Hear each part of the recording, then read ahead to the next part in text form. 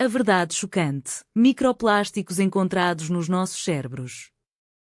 Descubra a alarmante presença de microplásticos nos cérebros humanos e como combatê-los. All right, everybody, welcome back for another deep dive. Today, we're tackling something kind of a little bit freaky. We're talking microplastics Microplastics. in the human brain. Yeah. You heard that, right? Tiny bits of plastic working their way into our gray matter. And what's wild is it's not just like a little trace amount, you know? Right. The Times of India reported that scientists are finding like roughly a spoonful My goodness. of these microplastics in human brains. A spoonful. Yeah. Okay, now that's giving me the ick factor. Yeah. So where are these microplastics coming from, and what does it mean for us? Right. We've got a stack of research and news reports to unpack today. Yeah. Let's get started. So think about all the ways you encounter plastic every single day, right? Yeah. Food packaging, water bottles, even in the air we breathe. Right. That's where these microplastics originate, and they enter our bodies mainly through ingestion and inhalation. Okay, so basically there's no escaping them. Yeah. But here's what really surprised me in the Times of India article. It mentioned that our brains actually contain way more microplastics compared to other organs like the liver or kidneys. Why is that? That's a question researchers are still trying to figure out, but one theory is that our blood-brain barrier, which is meant to protect our brains, right, might be more permeable to these tiny plastic particles.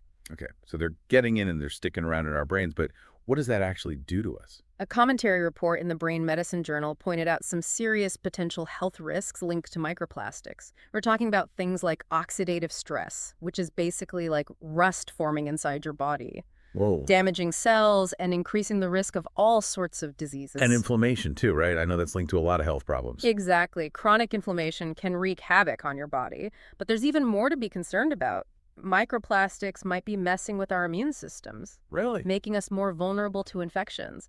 There's even some evidence from animal studies suggesting they can impact learning and memory. Whoa, hold on. This is starting to sound pretty scary. Yeah, and that's not all.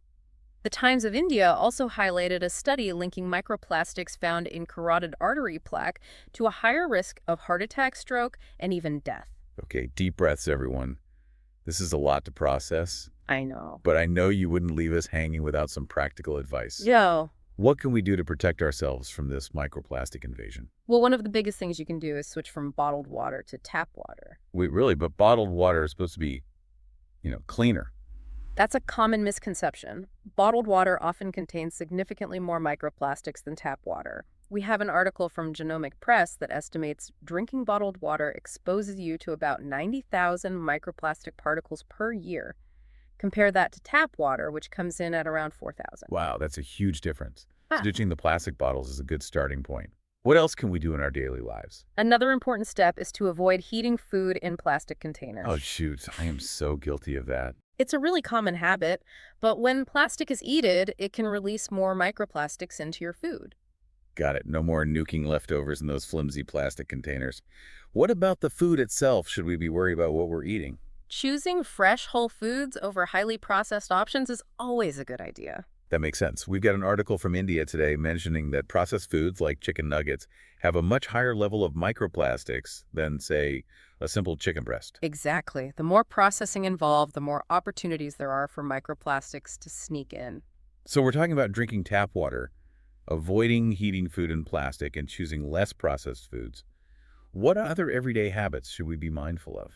Well, you know, it's interesting. As we delve deeper into these sources, right, it becomes clear that microplastics are practically unavoidable in our modern lives. Yeah. But here's the thing. Even though these particles are tiny, Right? our choices can have a big impact. Okay, I like where you're going with this. So it's not just about feeling helpless and bombarded by plastic. Yeah. We actually have some control over this. Absolutely. Think about it. Every time you choose a reusable water bottle over a single-use plastic one, you're making a difference. Right. It's like we're casting a vote for a less plastic-filled world. Mm-hmm. Are there other ways we can kind of flex our consumer muscles to fight back against these microplastics? Definitely, you can bring your own reusable bags to the grocery store. Choose products with minimal packaging and support companies that are actively trying to reduce their plastic usage. So we can actually make a statement with our shopping habits. I love that. Exactly. Those choices might seem small, but when enough people make them, They create a powerful demand for change. It's like a ripple effect, Yeah. right? What about things like plastic utensils and those takeaway coffee cups with plastic linings? Those are hard to avoid sometimes. I hear you, those are sneaky sources of microplastics, but switching to reusable alternatives like bamboo cutlery or carrying your own coffee cup can make a big difference. Okay, those are definitely doable changes. What about tea? I'm a big tea drinker, and I've heard some tea bags can be a problem.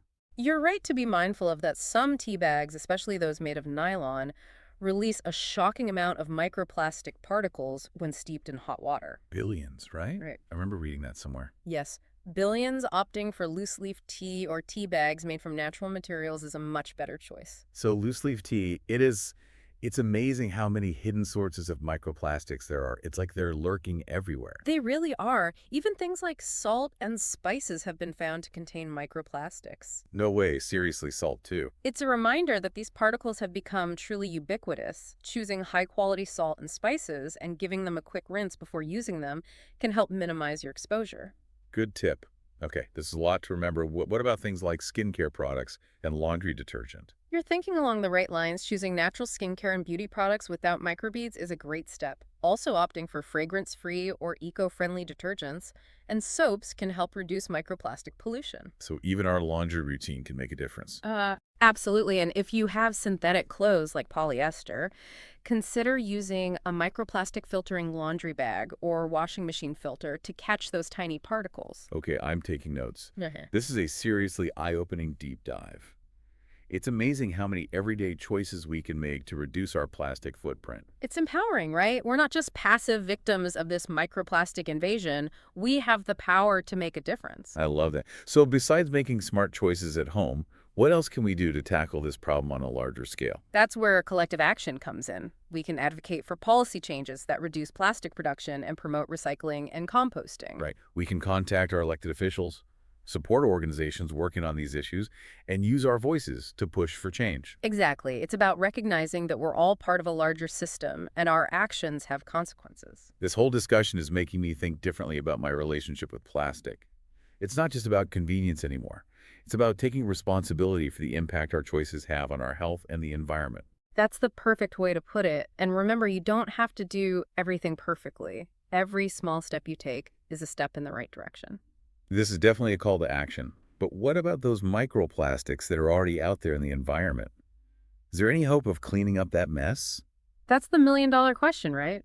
Scientists are definitely working on it, exploring all sorts of innovative cleanup technologies. Like what? Give us some hope here. Well, one promising approach is bioremediation, which basically uses microorganisms to break down those pollutants. So, tiny little creatures eating plastic. That's pretty awesome. It is. And there are other cool things in development too, like special filters that can capture microplastics from water and soil. They're even experimenting with magnetic nanoparticles that can attract and remove them. Wow, that's incredible. It sounds like scientists are getting pretty creative with these solutions. They are. But as amazing as these technologies are, it's important to remember that prevention is always the best strategy. Right. It's much easier to reduce plastic use in the first place than to try to clean it up later. Exactly. So it's really a multi-pronged approach, reducing our own consumption, advocating for systemic change, and supporting the development of these cleanup technologies. This deep dive has really opened my eyes to the whole microplastic problem. It's a lot to take in, but I'm feeling more empowered than overwhelmed. That's great to hear. And it's important to remember that we're still in the early stages of understanding this issue. So there's still a lot we don't know about microplastics and their long-term effects on human health. Absolutely. For example, how do different types of microplastics interact with our bodies? Do they accumulate over time? What are the specific health consequences of long-term exposure? There's a whole world of research still to be done. It's a bit daunting to think about all the unknowns, but also exciting to know that scientists are on the case, working to find answers and solutions. You got it. It's a fascinating and rapidly evolving field, and the findings could have huge implications for public health and environmental policy down the road. Well, I have to say, this has been an incredibly informative and thought-provoking deep dive. I've learned so much about this hidden threat lurking in our everyday lives. Me too. And I think the biggest takeaway for everyone listening is this: microplastics are a serious issue, but we're not powerless. Right. We can all make choices in our daily lives to reduce our plastic footprint and protect our health. And we can use our voices to advocate for change on a larger scale. Exactly. Every little bit helps. Whether it's choosing tap water over bottled water, bringing your own reusable bag to the store, or supporting companies that are committed to sustainability, your actions can make a difference. This whole conversation has really inspired me to take a closer look at my own habits and see where I can make some changes. That's fantastic. Remember, it's not about being perfect. It's about progress, not perfection. Well said. So to everyone listening out there, we hope you feel empowered to take action. Even small changes can have a ripple effect. Thanks for joining us on this deep dive. We'll see you next time. Until then, stay curious, stay informed, and stay empowered.